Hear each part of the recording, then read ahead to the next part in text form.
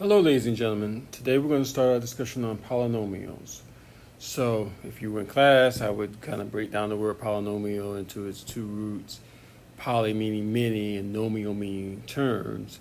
So again, this is something you talked about in Algebra 1. Algebra 2, we'll go a couple of steps further, but not much further. But again, just revisiting this and then adding to what we already know.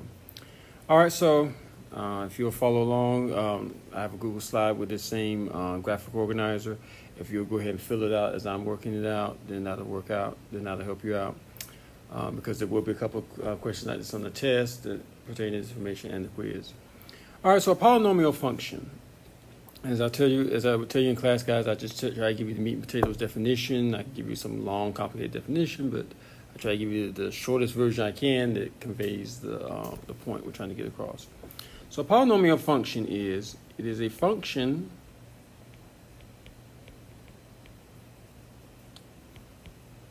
that has, let me not write everything all together, sorry, many terms. All right, so that's what a polynomial function is. Make sure when you go to your Google slide, you'll put in this information as I'll leave boxes on the Google slide for you to fill in. All right, so the coefficient, this is the number in front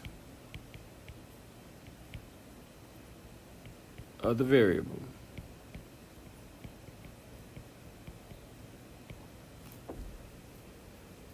All right, so that's the coefficient, the number in front of the variable, or in front of the letter. Leading coefficient. Now, this one does have a little bit of a longer definition, guys, but you'll understand why when we get done with it. This is the number,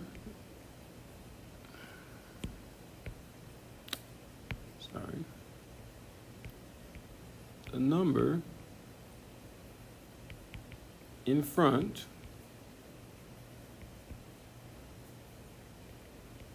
of the variable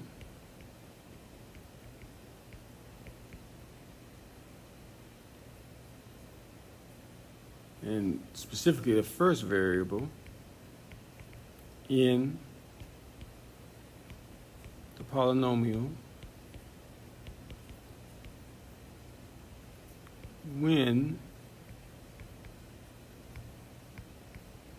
polynomial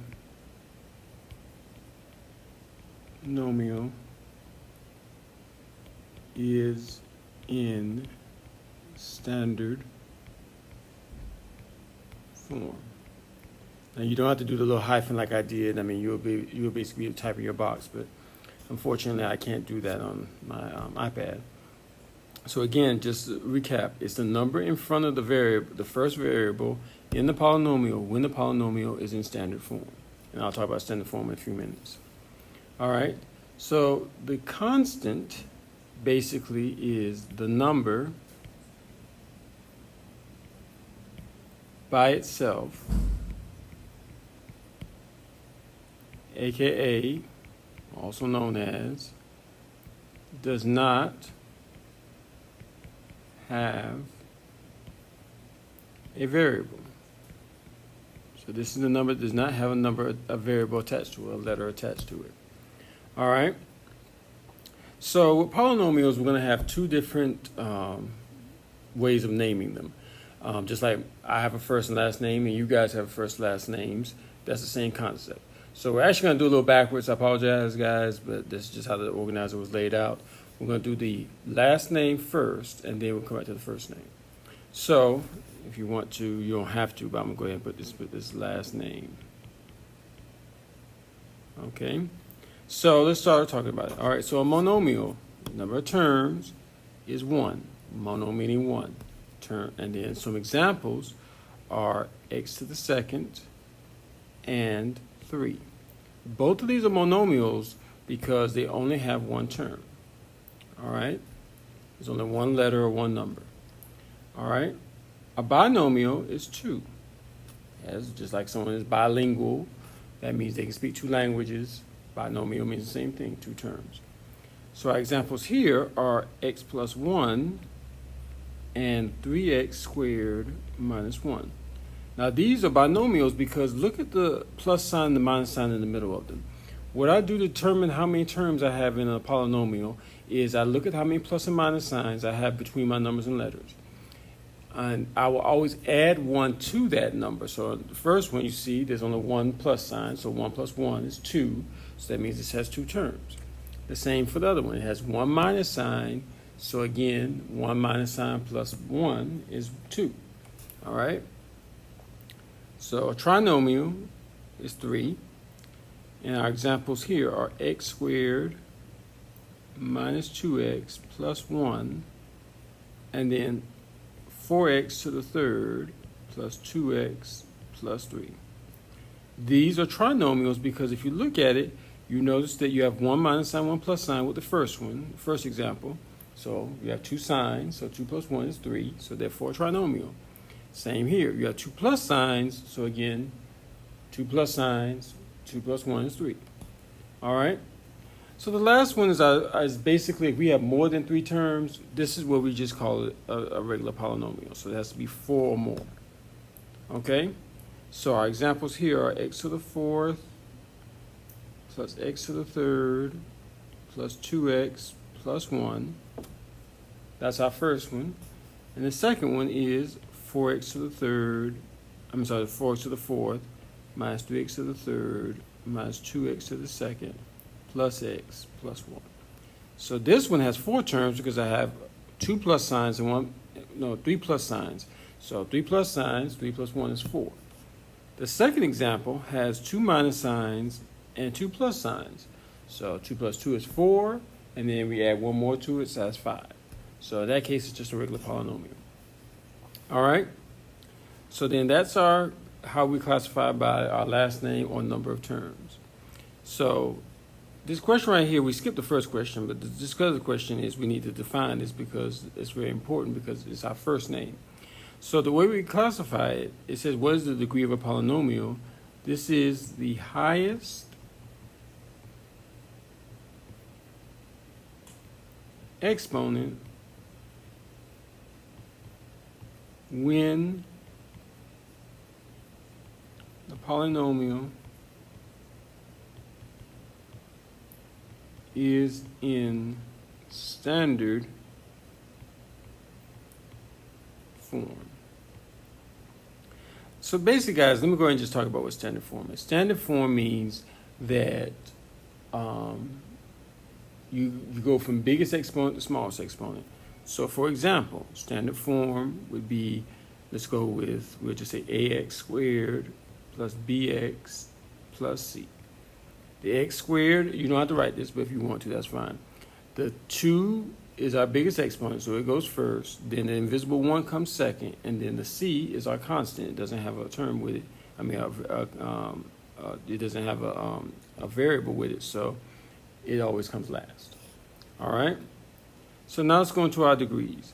So our first degree is the word constant. It means it has a degree of 0, meaning that there's no letter actually there. So our examples here are -3 and 2. All right? So then the next one we have is a linear. Okay, linear is 1, so that means our exponent is going to be a 1. So for our first example, we have 2x. And for our second one, we have 4x plus 1. Now, I want you to understand something. Just because degree always talks about the exponent, not the number of terms. That's what usually catches most people off on this. They try to say, oh, well, Mr. Harper, number 2, and you can ignore this standard form and factor form, guys. Again, I meant to cross it out, but I did not. But anyway, so if you look at this example, 4x plus 1, yes, it is a binomial by what we just talked about, but we're not looking at the number of terms. We're looking at the exponent, which in this case is an invisible 1 above the x. All right? Number 2, or quadratic, is going to be our next one. And that's going to mean x squared plus 3 is our first example. And our second example is x squared plus 4x plus 4. Now, if we had not gone virtual, we were actually going to start quadratics and talk about that as a separate unit right after complex numbers. But unfortunately, we went virtual, and I feel like I feel like it would be beneficial for us to be in person to actually learn about quadratics. So hopefully we'll be able to come back on the 7th, and you guys, when we get done with that test, we'll start quadratics. But anyway, quadratic means that the degree is 2 of the exponent. Doesn't matter how many terms it has, it's still a quadratic as long as it has 2 as the biggest exponent. All right, cubic is 3. So our example here is 3x to the third plus 2x minus 1. All right, and our second example is x to the third plus 5. All right, quartic is 4. The way I remember quartic versus quadratic is quartic, if you notice, the first 5 letters are quart. And if you remember, there are 4 quarts in a gallon, or just like the word quarter, so there are 4 quarters in a dollar. So that's how I remember that. So you have 4x to the fourth minus 3x to the third plus 2, and then 5x to the fourth.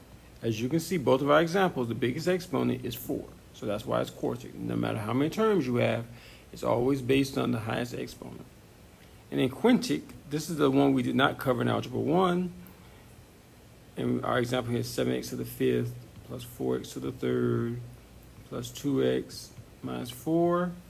And then 8x to the fifth plus 3x. Okay, so quintic, remember the first 5 letters mean quint. So if you think about it like quintuplets, that's if somebody has 5 babies at one time. So again, that's how I remember quint. All right, so let's do a couple of examples. Now these you can just do on a separate sheet of paper or whatever else, or just pay attention as I do them, but you don't have to write them down.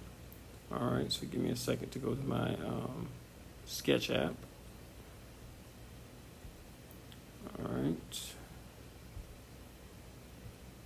All right, so let's do a couple examples. Our first example we're going to say is 4x to the third plus 2x plus 1. All right, so again, we start with the first, we start with our degree. Our degree is 3, that's our highest exponent because it's in standard form. So the highest exponent is 3, so that means it is a cubic. That's our first name. And then it has 1, 2, 3 terms, so therefore it's a cubic trinomial. All right? So that's our first example, example number 1. All right, example number 2. -6. All right? It does not have a letter with it, so we know it's constant. And because there's only one term, we know it's a monomial. All right, so it's a constant monomial. Example number 3, let's say we have,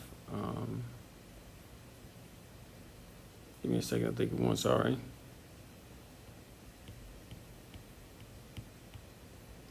All right, highest exponent is 4, so we know that's quartic.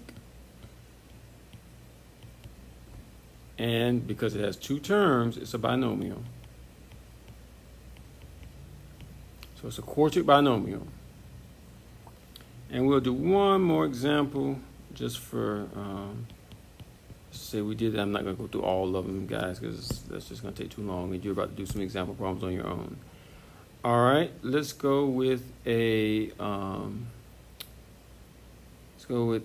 to the fifth plus 3x to the third plus 2x minus 1. All right, the highest exponent is 5, so we know it's going to be quintic. And because it has 1, 2, 3, 4 terms, we know it's going to be a polynomial. All right, so again, this lesson was primarily concerned with classifying polynomials by degree and number of terms. Remember, degree is always going to be our first name, and number of terms is always going to be our last name.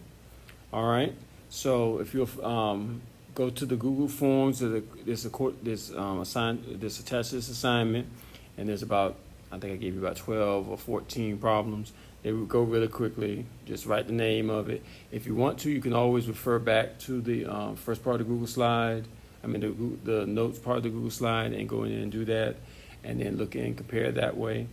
But again, that's it for this lesson. Tomorrow's lesson, we'll actually start talking about adding and subtracting. So thanks for your attention, and I will see you in the next lesson. Bye.